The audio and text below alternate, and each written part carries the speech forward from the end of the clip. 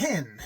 Then Mohotus spake, the hermit prophet, who lived in the deep untravelled woods that secluded Lake Alana.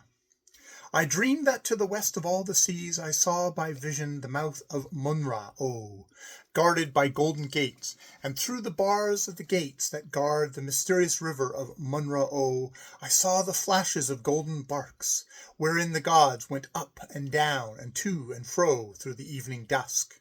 And I saw that Munra-O was a river of dreams, such as came through remembered gardens in the night, to charm our infancy, as we slept beneath the sloping gables of the houses of long ago.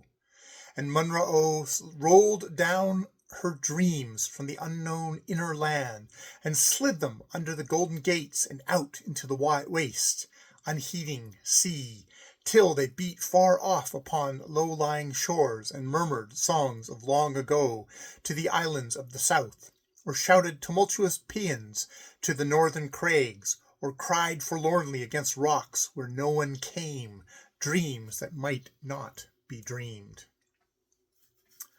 Many gods there be, that through the dusk of an evening in the summer go up and down this river.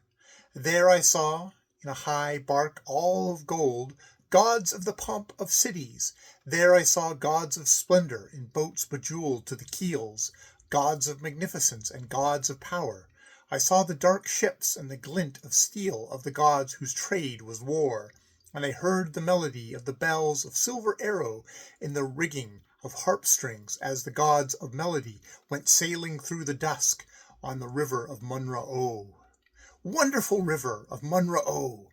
I saw a grey ship with sails of the spider's web, all lit with dewdrop lanterns, and on its prow was a scarlet cock, with its wings spread far and wide, when the gods of the dawn sailed also on Munra-O. Down this river is the wont of the gods to carry the souls of men eastward to where the world in the distance faces on Munra-O.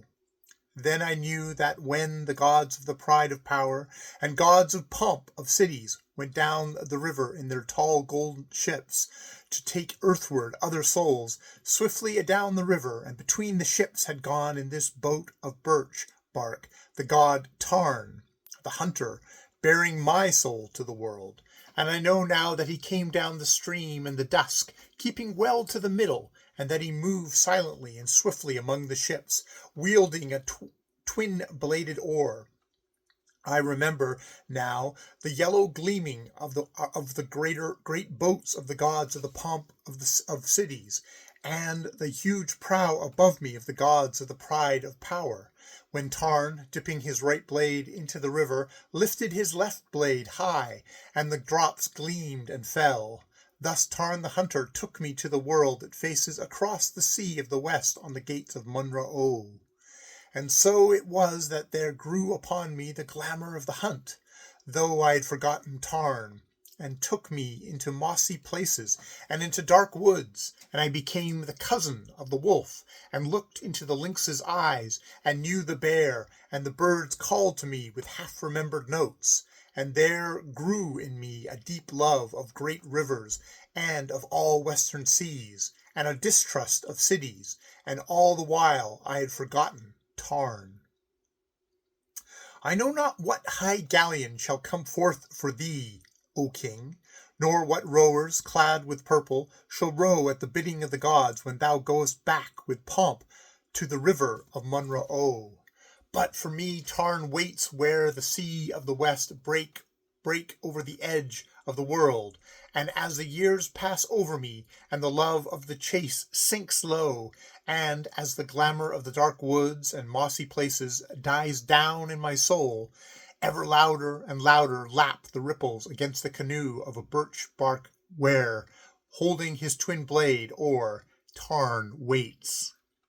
But when my soul hath no more knowledge of the woods, nor kindred any longer with the creatures of the dark, and when all that Tarn hath given it shall be lost, then Tarn shall take me back over the western seas, where all the remembered years lie floating idly a-swing with the ebb and flow, to bring me again to the river of Munra-O.